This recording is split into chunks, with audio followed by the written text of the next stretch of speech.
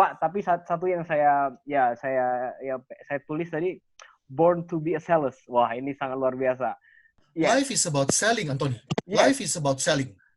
Let me tell you something ya. Orang accounting. Ya. Orang accounting itu sebenarnya adalah orang sales. Why? Karena pada saat dia bekerja, dia pada saat mencoba untuk menawarkan kepada bosnya cara accounting yang baru, he need to sell his idea to his boss. Pekerjaan apapun is all sales. Sales itu pekerjaan paling tua. Manusia dilahirkan itu sudah langsung menjual. Sales sampai dengan terakhir, apapun yang dia minta dijual. Pada saat anak mau meminta sesuatu kepada mamanya, minta uang atau minta papanya, he need to sell his story on why he needs the money. Jadi, sales itu sebenarnya sudah nature di setiap orang harus punya, di pekerjaan apapun. Teknologi saya, CTO saya, asisten CTO saya, pada saat dia mau merubah codingnya dari satu bahasa, kita sempat 2 kali ganti coding, itu bikin saya stres itu. Jadi pada saat dia mau ganti, he need to sell to me, kenapa dia mau ganti codingnya itu. I reject him right away because he cannot convince to me. Tapi pada saat kedua, dia jelaskan bahwa if you don't do that, there will be implication pada back end-nya. Took me about a week, then saya tanya lagi, tell me one more time. And he's explained exactly the same. Saya langsung berikan dia approval untuk ganti. Bayangkan, orang teknologi juga harus jual, dia punya solusi, dia punya thinking kepada saya. Kalau tidak, saya tidak akan izinkan codingnya itu diganti. Wah, kacaunya bukan main. Jadi intinya begitu. Jadi sales is our life. Kita masuk ke sesi Q&A, teman-teman. Dear Pak Roni, dilihat dari working experience Bapak yang sempat berpindah industri, sekarang terjawab bahwa mitos tabu berpindah-pindah industri dalam karir. Ya, oh tabu ya Pak? Saya juga baru tahu ada mitos seperti itu. Dia bilang dari Pak Asmonolim ada mitosnya tabu kalau berpindah-pindah industri. Jadi mungkin mitos dulu tuh kita harus stick di satu industri supaya kita benar-benar menguasai industri tersebut. Begini, sebenarnya begini, tabu karena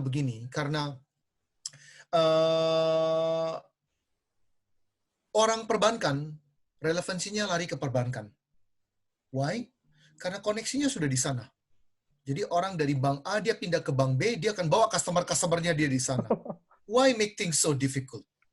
Itu cara berpikir abad 20. Kalau Anda lihat startup ya, yang dibangun, you name it, everything. Pada saat Gojek dibangun, Grab dibangun, Tokopedia dibangun. Oh, Tokopedia apalagi. Tokopedia pada saat dibangun, kalau Anda lihat websitenya Tokopedia, saya ada satu slide yang pernah dikirim. Website Tokopedia pada saat awal-awal pertama, so simple.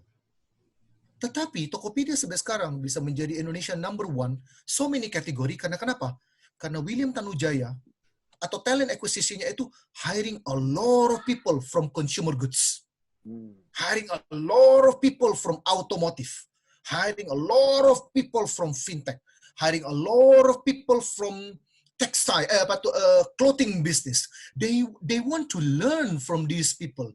Tell me the journey. Tell me how customers buy your product. Tell me how suppliers work with you. They learn. Otherwise, they will never be able to satisfy the customer journey. Let me tell you something. Jadi ini penting teman-teman. Tidak ada yang tabu. Itu semua startup itu di awal semua belajar dari perusahaan tradisional. Karena mereka need to understand that, baru kemudian mereka tarik ke langit. Saya ada satu e-commerce besar di Indonesia, saya tidak bisa sebutkan namanya. Oke? Mereka satu-satunya yang kategori yang mereka belum masuk properti. Properti memang kategori terakhir di e-commerce dimanapun masuk. Amazon setelah 20 tahun, baru tahun lalu masuk properti. Karena kenapa? E-commerce harus konsentrasi kepada low value, karena mereka butuh perputaran yang cepat. Properti tidak. Properti itu nanti. Properti itu selalu kalau e-commerce sudah usernya sudah banyak, customernya sudah banyak, properti itu barang terakhir. Nah, mereka lagi cari orang ini. Mereka lagi cari orang, karena saya tahu mereka lagi cari-cari orang-orang properti. Mereka lagi mau hire orang-orang marketer properti. Karena kenapa? Mereka mau belajar dulu. Hey, beritahu saya, gimana sih customer kamu beli properti? Baru dari sana mereka understanding that knowledge, baru kemudian mereka naikkan ke langit. Online to offline. Jadi tidak ada yang tabu, Bapak-bapak. Saya katakan kepada Anda di sini, teman-teman yang berbagai macam industri ya, Anda temukan benang merah Anda. Itu startup-startup butuh sekali orang-orang kayak Anda. Industri kimia itu apa semua. Ralali itu kan B2B platform. Wah, dia itu mau belajar bagaimana perusahaan pesen stationery mereka. Mereka mau belajar semuanya. Oh, dulu perusahaan-perusahaan pesan stationery, kebutuhan meja, buku, kertas folio, caranya begini. Oh, dari sana mereka naikkan ke langit. Jadi teman-teman, apapun yang Anda lakukan, industri Anda tidak akan mati, pekerjaan Anda tidak akan mati. You need to update and you need to find your benang merah. Sell your benang merah. Banyak sekali yang membutuhkan itu. Justru orang-orang yang sudah lama, sudah kerja 15-20 tahun, itu dia sudah mengalami journey offline-nya itu. Nah, itu startup banyak sekali yang membutuhkan expertise itu. Pak Roni, ini pertanyaan selanjutnya. Apakah ada tips? Mungkin dari ke Bu Sinta dulu. Bu Sinta, dari sisi recruiter, pernahkah Anda dapat experience convincing klien Anda untuk consider kandidat yang bukan dari industri si klien tersebut? Apa yang membuat Anda mempertimbangkan kandidat tersebut? Oke, berarti ini sudah tahapannya adalah pada saat mengirim kandidatnya ke klien ya? Benar. Oke, pada saat sebelum saya mengirimkan kandidatnya ke klien, otomatis kan proses rekrutmen ataupun seleksi adanya di kami dulu ya, artinya. Pada saat pada saat di kami dulu itu yang saya lihat adalah dari sisi dia punya job experience, soft skill dan hard skill-nya. Dan pada saat itu yang saya lihat adalah gini, ada satu kejadian sebenarnya. Ada dua kejadian, bahkan lebih banyak lagi. Jadi saya punya kandidat, dia itu dari consumer goods dan supplement company. Lalu setelah itu saya dapat project itu dari hospital. Nah, terus habis itu saya ngelihatnya adalah, ini yang seperti yang saya tadi ceritakan pada saat di presentasi saya, dia ini adalah GM Sales and Marketing. Lalu ada posisinya ini adalah Sales and Marketing Director di hospital. Ini jump-nya cukup jauh gitu ya. Nah, pada saat itu yang saya lihat adalah orang ini punya skill yang memang sesuai gitu sebenarnya. Karena kalau bicara dari sisi consumer goods ataupun juga tadi suplemen kan kaitannya dengan B2C ya, business to consumer gitu. Yang memang end user gitu yang menikmati. Di hospital pun juga yang menikmati itu juga kan end user juga gitu ya. Terus juga saya ngeliatnya lagi adalah dari sisi dia punya network. Walaupun dia di consumer goods dan di suplemen, ternyata dia punya network yang besar ke ke industri medis. Ini yang tadi saya bilang juga, pada saat Anda punya network ini bisa membantu Anda gitu. Nah, terus juga saya juga lihat dari sisi soft skill-nya yang bersangkutan.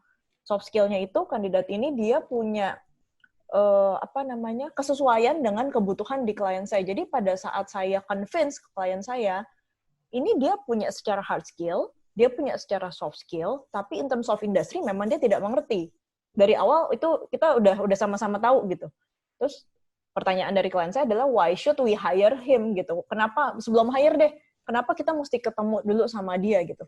Ya karena orang ini memang kalau bicara sales and marketing, kalau bicara sales and marketing sendiri itu kan besar ya, sebenarnya general gitu ya. Cuman yang perbedaannya adalah hanya produk sebenarnya.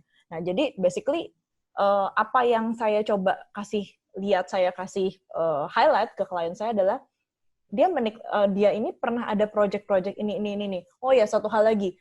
Klien saya pada saat itu mau mencari orang yang memang mau set up sales and marketing from scratch.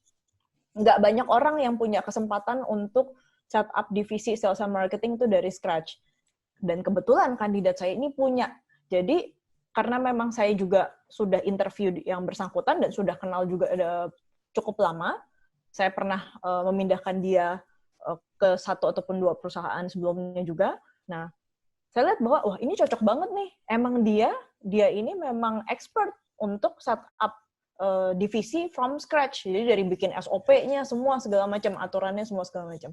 Jadi itu salah satu, dan masih banyak lagi yang memang dari kandidat-kandidat saya yang tidak dari industri yang sama. Itu berarti tadi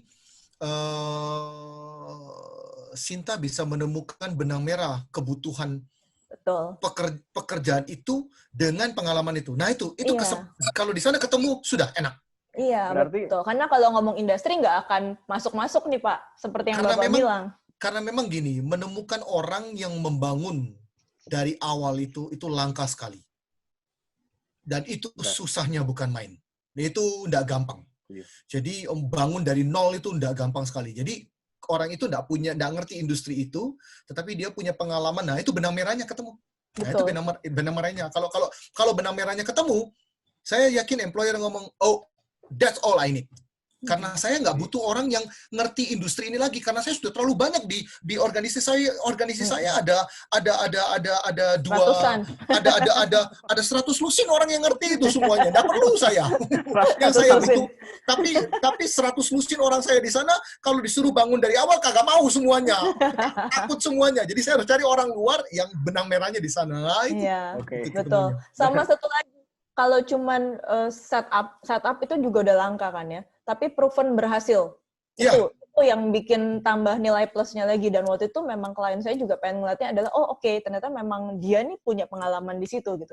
Jadi bukannya cuman sekedar, jadi proven nih gitu loh hasilnya. Oke. Jadi bangun dari awal sampai jalan, sampai menghasilkan, wah itu langka sekali itu. Iya.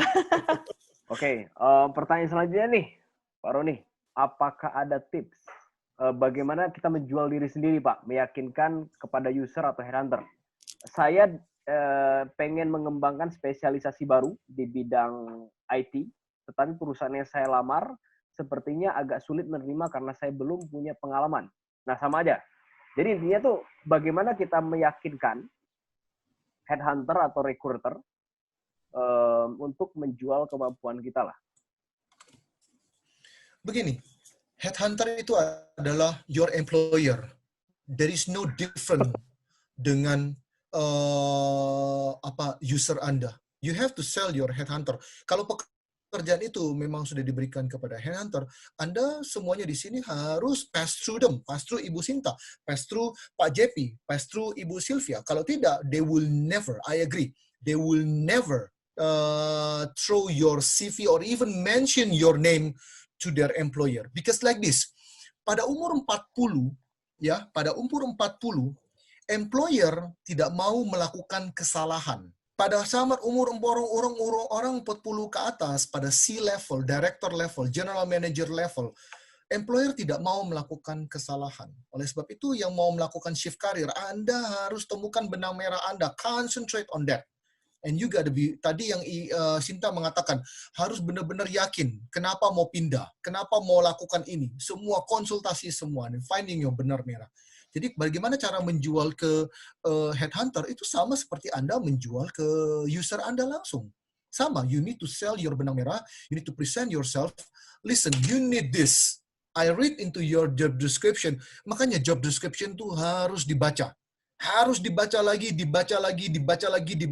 Somebody that build their job description, he really mean it. Apalagi kalau he's looking for whatever job, itu harus dibaca. If you're not sure, don't call your headhunter, don't call anyone, don't send anything.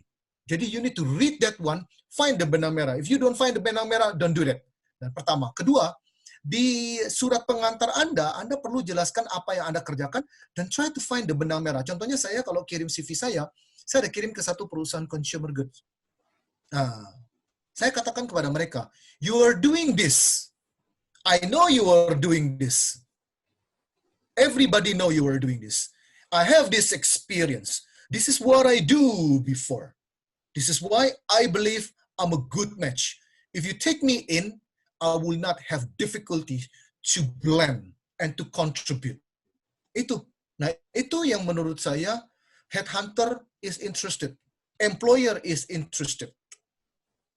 And tambahkan, my past experience and my current experience, I'm dealing with innovation, technology, blah, blah, blah. I can bring you the one word, innovation.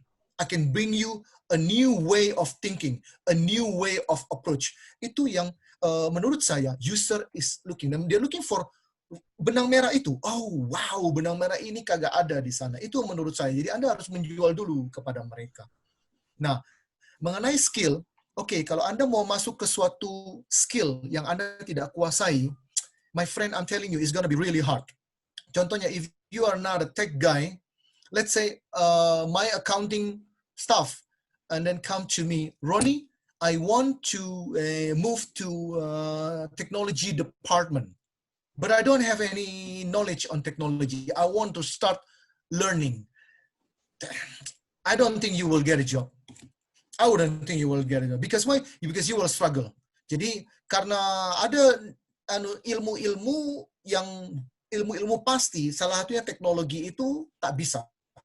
Anda harus sekolah dulu, Anda harus belajar coding dulu, you need to understand Java programmer, Anda harus tahu Magento, segala macam, baru kemudian Anda bisa masuk. Jadi saya tidak pernah dengar ada orang dari yang tidak pernah mengikuti itu, kemudian dilempar ke sana, orang itu akan stres. And itu akan jeopardize the entire tech department. Tidak bisa. Jadi, mohon maaf, pendapat saya, ada skill yang bisa menyerempet. Ada skill yang tidak bisa menyerempet. Tidak bisa. No way. Saya tidak pernah dengar. 48 tahun, saya tidak pernah dengar. Sorry kalau saya bikin Anda down, tapi itu saya lebih baik beritahu faktanya. Karena saya orangnya belak-belakan kalau ngomong. Karena saya 48 tahun tidak pernah menemukan itu. Tidak pernah. Oke, pertanyaan untuk Bu Sinta. Mohon pencerahannya. Kadang saya bingung untuk mengenali kelemahan saya sendiri. Sehingga itu membuat saya jadi ragu untuk develop my career, apalagi to shift my career.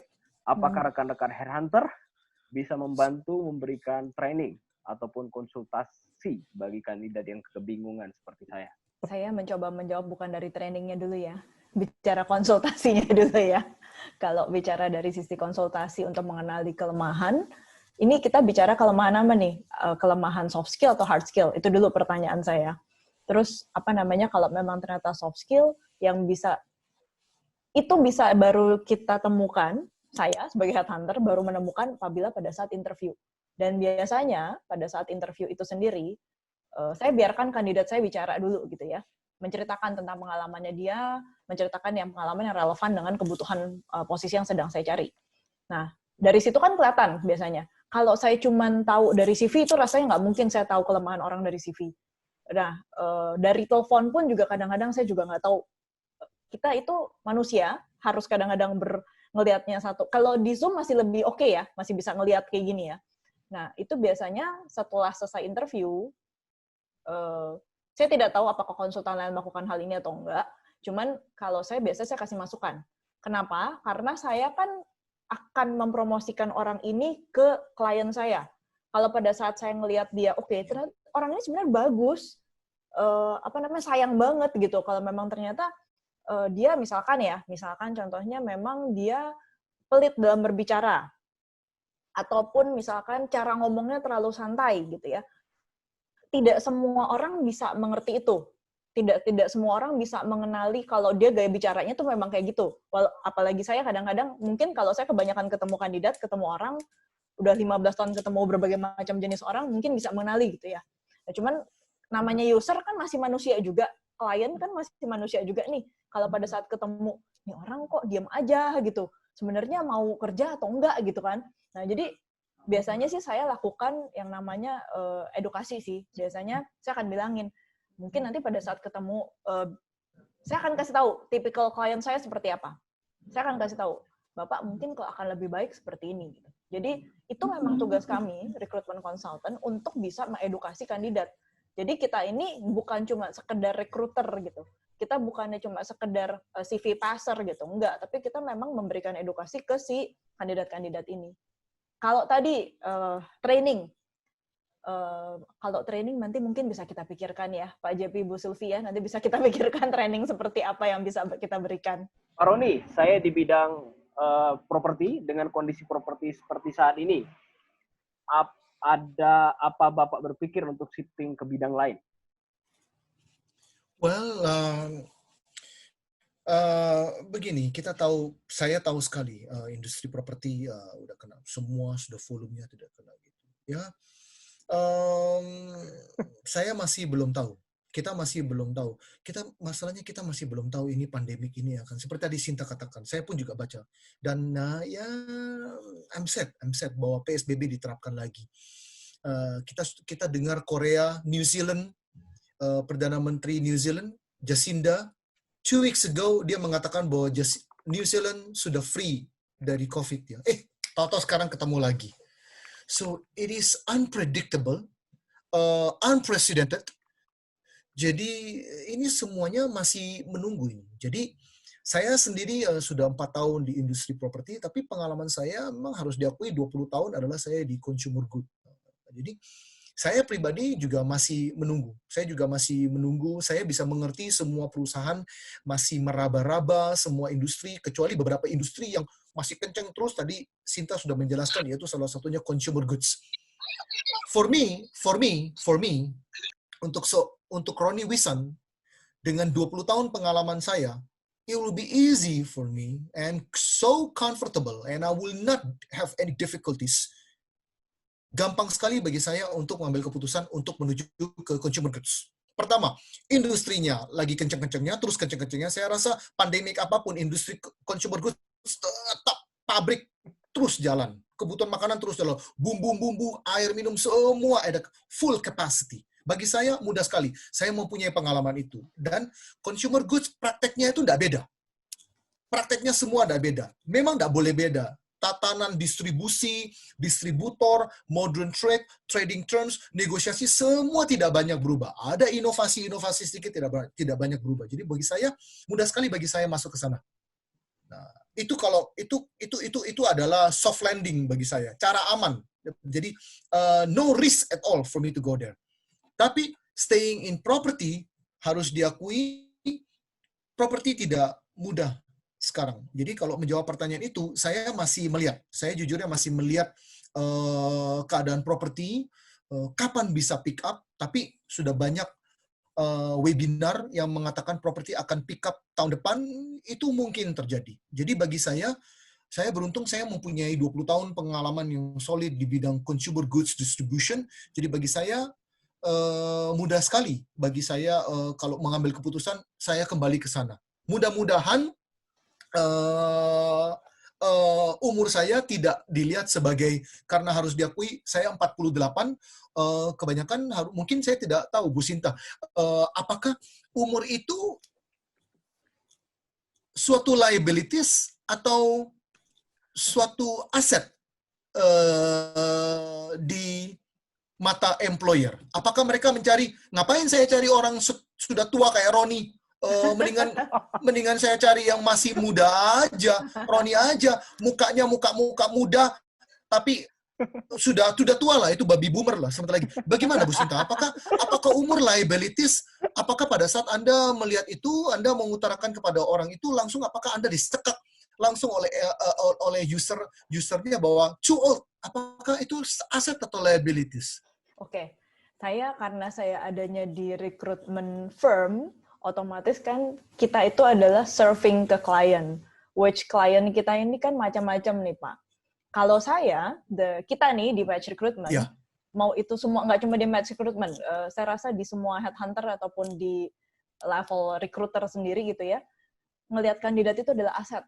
Itu adalah database kita, talent kita. Jadi saya nggak pernah ngelihat itu as a liabilities gitu. Tapi again, kita kan serving klien ya Pak, which is klien punya kebutuhannya masing-masing gitu. Which is klien punya kualifikasinya masing-masing. Ada yang memang merasa bahwa, kalau memang di director level harus dengan seumuran segitu, harus yang sudah matang gitu. Justru kalau yang, karena Bapak juga sudah ada di C-level, dan emang kalau misalnya kebutuhannya memang di chief ataupun director level sekalipun, usia Bapak memang usia yang tepat gitu. Tapi untuk di company lain, bisa aja itu lain lagi gitu. Jadi saya tidak bisa mewakili klien yang mana-mana, tapi kalau saya ngeliatnya adalah as a headhunter, saya ngelihat semua kandidat mau usianya berapapun itu aset untuk kita. Nah, tapi balik lagi dengan kebutuhannya si klien bisa masuk atau enggak. Oke, berarti Ibu Sinta terima kasih. Teman-teman di sini, umur nggak jadi masalah. Yang penting semangat, benang merah, ekspertis, dan mau berkontribusi. Semangat, semangat, semangat. Jadi Thank you. Ibu Sinta yang ngomong loh ya, bahwa umur nggak jadi masalah ya. Tapi jangan motong umur loh ya, jangan loh ya. Jangan motong umur ya, jangan dikurangi 2 tahun, 3 tahun loh ya, 4 tahun jangan loh ya. Bagi 2 juga jangan ya Ya. Pak ya. Oke, pertanyaan selanjutnya nih. Saya berusaha untuk melakukan cross industry selama 2 tahun terakhir ini. Saya merasa usia dan position saya tidak mempermudah untuk mendapatkan kesempatan baru. Usia saya 34 tahun. My last position adalah Assistant Director of Markom di Hotel Bintang 5. Not even saya dapat kesempatan untuk interview. Boleh dibagi tipsnya agar at least dapat kesempatan bertemu dengan recruiter. Dan saya dapat berpikir bahwa kembali bersekolah nantinya dapat mengconvince user. Bagaimana pendapat? Intinya dia nggak dapat interview aja belum, Pak. Sorry, sudah berapa lama kirim CV? Kalau baru seminggu, terus ya sometimes you have to give. Hotel industry lagi struggling juga ya. Ya itu, Pak. Jadi saya tidak bisa mengatakan itu. Bahwa mungkin harus berikan waktu sedikit ya. Banyak doa, terus kemudian coba, sebelum kirim CV itu yang tadi saya katakan, coba bicara dengan beberapa headhunter, coba tanya Bu Sinta, di hospitality industry bagaimana? Apakah sudah pick up? Kan saya dengar hotel-hotel sudah mulai buka. Tanya dulu. Ya. Pak Arditya ini pengen melakukan cross industry, Pak. Dia pengen berpindah industri, tapi dia belum dapat interview sama sekali. Nah, gimana? Oh, gitu. Kalau cross industry ya begitu. Sekali lagi benang merahnya. Anda di hospitality, kalau hotel itu kuat sekali di operation kan ya. Hotel itu a place that never sleep, 24 hours working. Itu orang hotel itu dengkulnya tuh tebal-tebal. Iya, hotel tidak boleh hotel, rumah sakit. Nah, itu orang hotel pasti kuat sekali di customer service, kuat sekali di operation. Nah, itu benang merah Anda. Bukan industrinya, itu benang merah Anda. Coba jual itu ke itu benang merah Anda. Anda mungkin bisa menjelaskan kepada mereka bahwa saya kuat sekali di operation.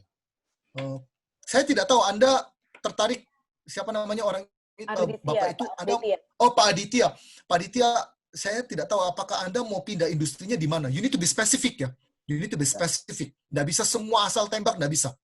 Benang merah Anda harus pindahnya industrinya kemana. Contohnya kalau Anda mau masuk industri manufacturing, benang merah Anda adalah yaitu kalau saya lihat benang merah Anda adalah di your operational endurance. Karena orang kerja, saya pernah kerja di pabrik di Mulia Keramik. Wah, orang kerja di pabrik itu, waduh, itu 3 shift itu luar biasa. Itu orang-orang hotel bisa masuk di sana. But are you sure you want to go to industry? Nah, ini saya tidak tahu. You need to follow your heart, find the industry. Kalau mau pindahnya itu tidak bisa sembarangan. Kalau tidak, saya tidak yakin headhunter will convince with you. Itu menurut saya. Kalau memang itu boleh nanti dikirim aja CV-nya biar saya coba bantu. Karena kan dia bilang dia dari Markom kan. Kalau dari Markom itu sendiri kan sebenarnya banyak hal bisa masuk ke industri-industri lainnya gitu. Oke. Luar biasa ini. Berarti dari bertanya bisa dapat opportunity nih. Saya banyak tanya aja sih. Bu Sinta, mengenai network dilihat dari mana jika Ibu melihat profile di LinkedIn? Oke. Tadi maksud saya kalau bicara network sendiri itu biasanya diketahui pada saat interview. Cuman tadi saya juga kasih tips, kalau bisa pada saat Anda taruh di CV, tulis network Anda apa. Tapi kalau di LinkedIn, saran saya adalah taruhnya di about. Kan ada tuh di profile di bawah foto, about. Nah, di about itu bisa ditulis apa aja sih, maksudnya kayak interest-nya di mana. Atau pertama, kalau saya sarankan pada saat yang tulis di about itu, tulis area of expertise Anda apa. Industri yang sudah Anda jalani itu apa aja gitu ya. Terus juga interest-nya di mana. dan network Anda sebesar apa, biasanya tuh ada tuh banyak yang nulis juga gitu. I have wide network di industri A, B, C. Itu yang biasa dari kita recruiter ngeliatnya tuh di situ. Jadi nggak cuma di di work experience aja, tapi kita juga baca di sana. Plus satu lagi, kalau bicara di LinkedIn sendiri, kalau bicara tulisan pengalaman kerja itu kadang saya banyak lihat juga nggak ada job desk-nya. Sedangkan kita, kalau kita belum punya CV, yang pertama kali kita lihat kan misalkan kita nggak ketemunya itu di LinkedIn gitu ya. Di situ dulu gitu yang pertama kali kita akan baca. Jadi kita akan baca benar-benar gitu. Dan memang pastinya awalnya tuh kalau recruiter tuh kita lakukan pre-screen-nya lumayan cepat. Jadi kalau bisa apa yang ditulis itu memang sudah merap up apa yang sudah dia punya gitu, apa yang dia sudah miliki saat ini. Sebelum kita mengakhiri acara ini, satu kita akan minta narasumber untuk memberikan summary kesimpulan, itu satu. Satu lagi saya minta Pak JP sebagai CEO Match Recruitment kasih sepatah dua patah lah Pak. Saya coba wrap up ya. So basically kalau dari saya sebagai recruiter kan topiknya adalah career shifting at 40s, is it possible or not gitu. Menurut saya itu very possible. Cuman balik lagi, pikirkan benar-benar apa yang memang jadi motivasi utama Anda mau career shifting. Dari situ tidak ada yang tidak mungkin. Kalau memang butuh bantuan untuk kayak ke konsultan ataupun ke headhunter ataupun teman-teman recruiter, langsung aja hubungin. Nanti saya nggak tahu apakah kita nanti bisa sharing alamat email atau apa, nanti feel free. Kita juga pasti akan coba bantu gitu. Memang di saat kondisi pandemi seperti ini, hampir semua industri kena. Tapi kan again, tadi yang seperti saya bilang, masih ada opportunity, masih ada kesempatan, jangan patah arang. Yang penting positif terus. Kalau udah positif, seperti tadi kita diskusi awal pertama, kalau udah positif segala sesuatu bisa terjadi. Jangan sampai mental blocking, jangan sampai mikir, aduh gue mesti gimana nih, aduh nggak mungkin deh nih, susah banget nih, sekarang semua zaman susah. Career shifting itu nggak cuma untuk pindah pekerjaan, tapi juga bisa aja Anda mulai jadi entrepreneur. So basically anything is possible. Itu sih dari saya. Oke. Pak Roni? Saya rasa gitu aja, tadi Sinta sudah ngomong, semangat ini memang masa yang tidak mudah, tetapi pikirkan benang merah Anda. Tadi Sinta sudah mengatakan, saya sendiri tadi di awal sudah mengatakan pada Sinta bahwa Anda mengeluarkan tema yang bagus sekali. Saya yakin banyak orang di luar di sana yang tidak ikut webinar ini, sebarkan itu bahwa kontak Sinta, saya juga bisa bantu lakukan itu. Yang penting adalah temukan benang merah Anda. Belajar dari Bu Sinta dengan JP bagaimana mempersiapkan diri untuk melakukan switch industri ini. Don't do it yourself. Learn to them. Beritahu kepada mereka bahwa I'm here, saya mau ke sini. Help me doing this. They will help you, tetapi otomatis mereka tidak bisa menjanjikan apa-apa. Tapi Arditya, I wish you good luck. Stay positive. I mean, you are Markom. I believe banyak sekali Markom dibutuhkan ke sana. Jadi jaga semangat, banyak doa. Sekarang banyak doa, jaga semangat. Dan ini, always asking question. Don't assume.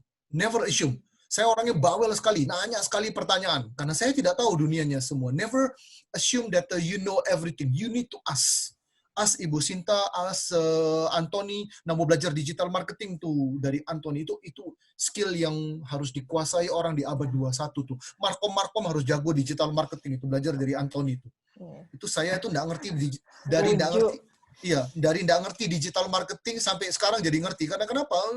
Itu skill yang kalau nggak tahu, nggak bisa jadi orang marketing, nggak bisa jadi orang sales. You need to understand. Itu seluk-beluknya itu luar biasa.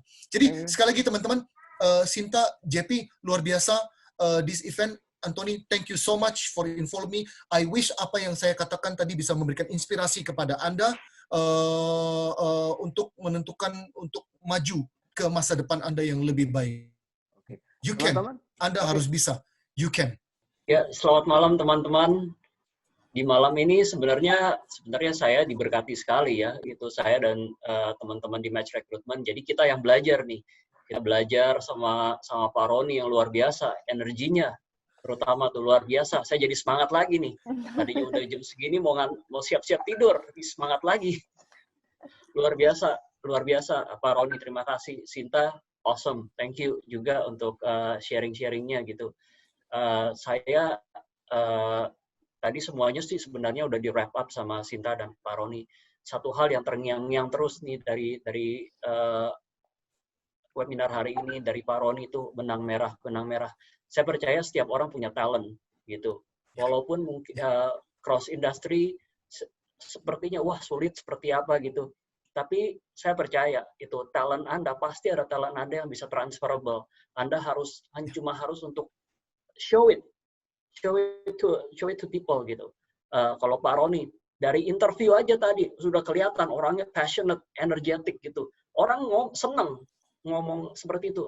So, itu kan it's soft skill kan. Itu EQ gitu. Kelihatan gitu. Jadi orang yang tadinya ini orang kayaknya nggak cocok nih di industri, tapi karena dia semangat sekali, ngomongnya passionate, penuh interest gitu, orang akan tertarik seperti itu. Jadi buat saya passion itu penting. Passion itu penting. Dan juga pasti ada hal-hal yang lain, kelebihan Anda.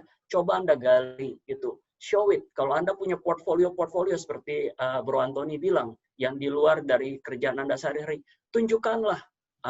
LinkedIn adalah platform yang baik sekali. Di CV, taruh link-linknya seperti itu. Itu akan sangat berguna. Dan tentu saja tadi, seperti tadi Bu Sinta bilang, jika ada pertanyaan, feel free to contact us. Gitu. Ada di website kita, di www.match-recruitment.co.id. Bisa ada klik contact us, silakan kalau ada pertanyaan-pertanyaan apa, kami bisa, apapun yang kami bisa bantu, kami pasti bantu. Di saat-saat pandemi seperti ini, kita harus saling support, kita harus sama-sama bergandengan tangan, kita percaya kita akan keluar dari pandemi ini lebih baik dari sebelumnya. Thank you semua. Thank you teman-teman. Aku ngucapin ya terima kasih buat teman-teman yang udah join sampai akhir. Ya sangat ya saya sangat bersyukur. Teman-teman stay tune sampai acara selesai. Terima kasih. Assalamualaikum warahmatullahi wabarakatuh. Ya, selamat malam. Thank you so much semuanya.